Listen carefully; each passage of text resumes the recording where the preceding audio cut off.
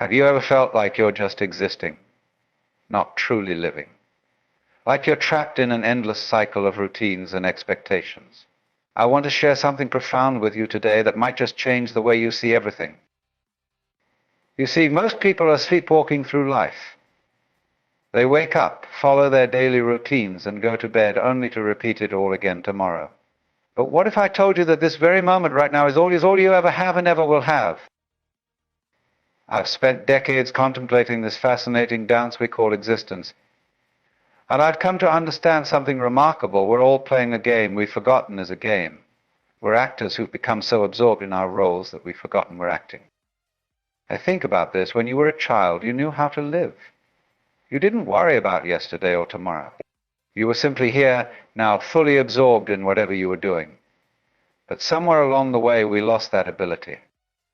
What happened to us? We became too serious. We started believing that life was a deadly serious business. But here's the cosmic joke. The more seriously you take things, the more you miss the point of being alive. You're not a stranger in this universe. You're not something that has happened to the universe, like a cloud formation or a flutter in the breeze. You are what the whole universe is doing right here, right now, in the form of you. Let me share something that might sound strange at first. You are the universe experiencing itself. When you look out at the stars at night, you're not looking out into space, you're looking back at yourself. Most people think they're trapped in their skin, locked inside their heads, peering out at a world that's separate from them. But that's the greatest illusion. The inside and the outside are one continuous process. Think about this. When you breathe, you don't decide to breathe. It happens by itself, just like your heart beats by itself. And just as breathing isn't really under your control, neither is thinking. Thoughts come and go like clouds in the sky. Here's what most people don't understand. You can't force yourself to relax. You can't force yourself to be spontaneous. The more you try to control life, the more it slips through your fingers. The secret is to let go, but not in a passive, resigned way. Let go the way a tree lets go of its leaves in autumn, naturally, effortlessly, beautifully. You see, we're all under a kind of hypnosis. We've been hypnotized by our culture to believe that we're isolated beings, that we're separate from everything else. But it's not true. It never was. When you really understand this, something extraordinary happens. You stop fighting life. You stop trying to swim upstream. You realize that you are the stream. Most people spend their lives trying to become something. They're always reaching, always striving, never arriving. But what if you're already everything you're trying to become? Here's a peculiar thought. What if the meaning of life is nothing more than to be alive? Not to achieve, not to accomplish, not to get somewhere, just to be fully present in this eternal now. The fascinating thing about waking up to reality is that it's always right here, right under our noses. We're like fish swimming in water, constantly seeking water. We don't realize that what we're looking for is what we're looking through. You know, it's quite amusing when you think about it. We're all running around trying to find ourselves, trying to improve ourselves, trying to become better versions of ourselves. But who is this self we're trying to improve? The more you chase after happiness, the more it eludes you. It's like trying to bite your own teeth or look into your own eyes without a mirror. You can't get at it because you are it. Consider this. Every time you try to stick your finger on the present moment, it's already past. Every time you try to grab hold of life, it slips through your fingers. That's because you are life. You can't grab hold of yourself. Most people are constantly trying to control their experience. They want to hold on to the pleasant and push away the unpleasant. But that's like trying to control the ocean by grabbing at the waves. Here's something remarkable. Your life is not a journey. A journey has a destination, but life is more like music. You don't play music to get to the end of the piece. The point of playing music is to play. Think about dancing. When you dance, you don't aim to arrive at a particular spot on the floor. The whole point of dancing is the dance. Well, the same is true of life. You see, we've been taught to view life as a problem to be solved, a task to be completed. But life is not a problem, and you are not a problem to be solved. You are a mystery to be lived. Most people live as if life is a rehearsal for something that's going to happen later. But there is no later. This is it. This is the show. And you're already on stage. Consider how strange it is that we're always preparing for life instead of living it. We go to school to prepare for a career, we work to prepare for retirement. We're always getting ready for something else. But what if this moment, exactly as it is, with all its imperfections and uncertainty, is exactly what you've been preparing for? What if there's nowhere else to get to? The trouble is we've been conditioned to believe that we need to become something other than what we are. We've been told that we're not enough as we are, but that's the greatest illusion of all. You see, you can't become what you already are. You can't become alive, you are alive. You can't become conscious, you are conscious. You can't become yourself, you are yourself.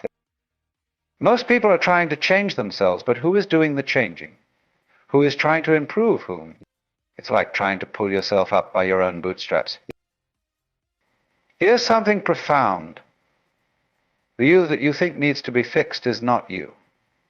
The you that you think needs to be improved is just a thought. The real you is the awareness in which these thoughts appear. Think about this: when you're fully present, fully alive in this moment, is anything missing? Is anything wrong?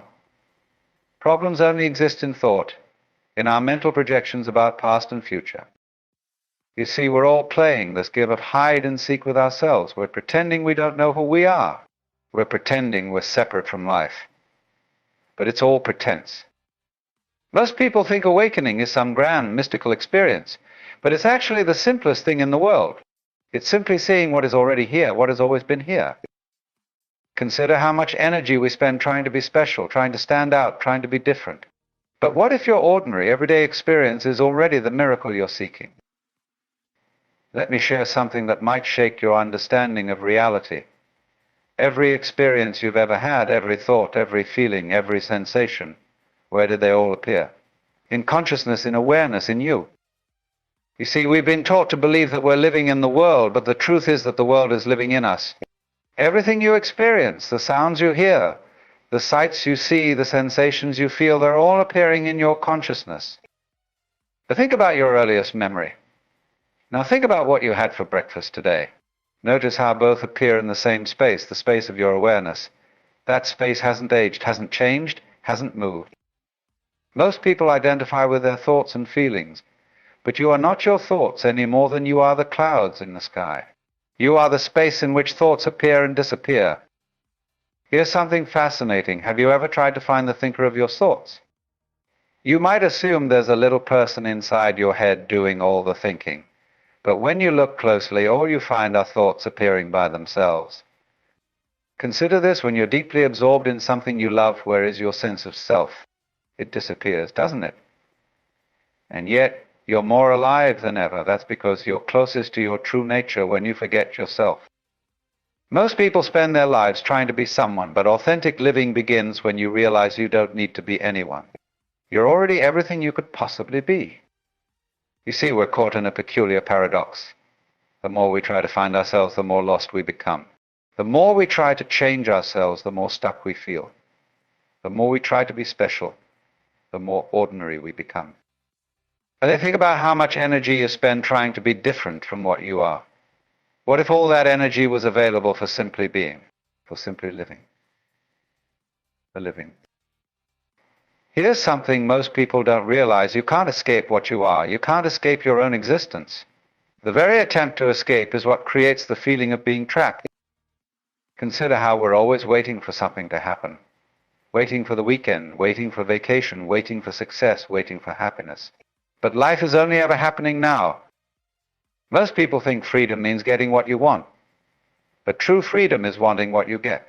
It's being so completely open to life that you don't need it to be different from what it is. You see, we're all searching for meaning.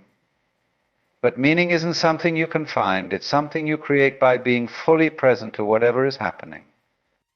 Think about how much of your life is spent in mental commentary about what's happening, rather than simply experiencing what's happening. The commentary is always second-hand, always after the fact. Here's something profound. Every problem you think you have is created by thought. In the actual present moment, there are no problems. There are situations to be dealt with, but problems exist only in thought. Most people live in a world of concepts, ideas, and beliefs about reality rather than in reality itself. They mistake the menu for the meal, the map for the territory. Consider this. When you're not thinking about yourself, do you have any problems? When you're completely absorbed in what you're doing, where are your problems? You see, we've created this elaborate mental structure we call me, our personal history, our beliefs about ourselves, our ideas about who we should be. But who were you before you learned all that? Think about it. Before you learned your name, before you learned what you were supposed to be, before you learned how to think about yourself, what were you? That's still what you are. Most people are afraid of silence, afraid of stillness, afraid of being alone with themselves. But in that silence, in that stillness, something remarkable can be discovered, your true nature. You see, we become addicted to noise, to movement, to constant stimulation. We fill every moment with activity, every silence with sound, every space with things. But what are we running from? I think about how rarely we allow ourselves to simply be. We're always doing, achieving, becoming. But being is prior to doing. Existence precedes achievement. You already are what you're trying to become. Here's something fascinating. Notice how your mind is constantly commenting on experience, judging it, comparing it, trying to improve it. But who is aware of all this mental activity? Most people are so identified with their stream of thoughts that they never notice the awareness in which thoughts appear. It's like being so absorbed in the movies that you forget you're sitting in a theater. Consider this, everything you experience changes constantly. Thoughts, feelings, sensations come and go. But something remains unchanged, the awareness in which all experience appears. You see, we're like waves thinking we need to become the ocean. But we're already the ocean. Each wave is a temporary form of the same vast sea of consciousness. Think about how much energy we spend trying to be in control. But what if the very idea of being in control is what's keeping us from flowing with life? Most people live in constant resistance to what is. They're always arguing with reality, always wanting things to be different. But resistance is what creates suffering. Here's something profound. Acceptance doesn't mean resignation. True acceptance is seeing reality clearly without the distorting lens of what you think should be happening. Consider how we're always trying to get somewhere else, always reaching for the next moment. But life only happens in this moment. The future is just another thought happening now. You see, we've created this illusion of time, past and future, but all we ever experience is now. The past is memory happening now. The future is imagination happening now. To think about how much of your suffering comes from thoughts about the past or future. In the actual present moment, is there any suffering? Or is there just experience? Most people are constantly trying to fix themselves, improve themselves, become better versions of themselves. But who is this self that needs fixing? Can you find it? Here's something remarkable. Your essential nature is already perfect, already complete, already whole. What obscures this perfection is our constant attempt to perfect ourselves. Consider this. Every time you try to grasp your true nature, it slips away. Why? Because you are what's doing the grasping. You can't grasp yourself any more than a hand can grasp itself. You see, we're all playing this cosmic game of hide and seek. The one thing we're looking for is what's doing the looking. The seeker is what's being sought. Think about how everything you experience appears and disappears in consciousness. But consciousness itself neither comes nor goes. It's the unchanging context in which all change occurs. Most people think enlightenment is some spectacular state of mind, but it's simply seeing what's already here, recognizing what you already are. Here's something that might completely transform your perspective. Everything you consider to be you is actually an appearance in consciousness. Your thoughts, feelings, sensations, memories, they all appear to you, but what are you? Consider how we're always trying to arrive somewhere, always seeking some future state of completion. But what if you're already there? What if there's nowhere to go because you're already here? You see, we've created this elaborate story about ourselves, our past, our future, our problems, our achievements. But who is the reader of this story? Who is aware of all these thoughts? Most people are so caught up in their personal drama that they never question who's watching the drama. It's like being so absorbed in a dream that you forget you're the dreamer. Think about how everything you know, everything you believe, everything you think about yourself, it's all learned, acquired, secondary. But what's primary? What's prior to all learning? Here's something fascinating. In deep sleep, where does your sense of self go? All your problems, all your achievements, all your identity disappears. Yet awareness remains. You know you slept. Consider this when you say, I am aware. Who is this I that's aware of awareness? Can awareness be divided into an observer and the observed? Or is it one seamless reality? You see, we're like waves in the ocean thinking we're separate from the ocean. Each wave thinks I was born. I will die. But nothing is born, nothing dies. The ocean just waves. Most people spend their lives trying to become something. But what if you're already everything? What if the very attempt to become is what prevents you from seeing what you are? You think about how we're always trying to get somewhere else, always reaching for some future moment. But life only happens now. The future is just another thought happening now. Here's something profound. Your true nature is not something you can know, because it's what's knowing. It's not something you can see, because it's what's seeing. Consider how every experience comes and goes, but something remains constant, the awareness in which all experiences appear. That awareness is what you are. You see, we're caught in this strange paradox. The more we try to find ourselves, the more we overlook what we already are. It's like a fish searching for water while swimming in it. Most people think they need to accumulate more knowledge, more experiences, more achievements. But what if what you're looking for requires letting go rather than acquiring? But think about how everything you experience, thoughts, feelings, sensations, appears in the space of consciousness. But what is the nature of that space? Can you find its boundaries? Here's something remarkable. When you're fully present, fully alive in this moment, is anything missing? Is anything wrong? Problems only exist in thought, in our mental projections. Consider this. Every thought you have about yourself is just another appearance in consciousness. But what is aware of these thoughts? What is their source? You see, we're all playing this game of pretending to be someone, pretending to be a separate self. But who is doing the pretending? Who is aware of this sense of separation? Think about how much energy we spend trying to become happy, trying to find peace. But what if happiness and peace are your natural state, simply obscured by our constant seeking? Most people are searching for something extraordinary, something spectacular. But what if the ordinary, everyday experience is already the miracle? What if this moment, exactly as it is the treasure we're seeking? Consider how we're always waiting for some future moment when everything will be perfect. But perfection is not a future state to be achieved, it's the recognition of what already is. You see, we've been conditioned to believe that we're incomplete, that we need something more to be whole. But what if that very belief is what creates the sense of incompleteness? Think about how every experience you've ever had has appeared in consciousness. The good ones, the bad ones, the meaningful ones, the mundane ones, all of them arise and subside in awareness. Here's something profound. Your essential nature doesn't depend on any experience. It's the unchanging background in which all experiences come and go like clouds in the sky. Most people are trying to find stability in their experiences, in their achievements, in their relationships. But all experiences are inherently unstable. True stability can only be found in what experiences everything. Consider this. When you're deeply absorbed in something you love, where is your sense of self? It dissolves, doesn't it? And in that dissolution, you're closest to what you truly are. You see, we're like actors who've forgotten we're acting. We've become so identified with our roles that we've forgotten we're playing a part in this cosmic drama. Think about how much of your life is spent thinking about yourself, your past, your future, your problems, your goals. But who is this self you're thinking about? Here's something fascinating. In the space of awareness, everything is allowed to be as it is. There's no resistance, no judgment, no preference. It's only thought that creates division.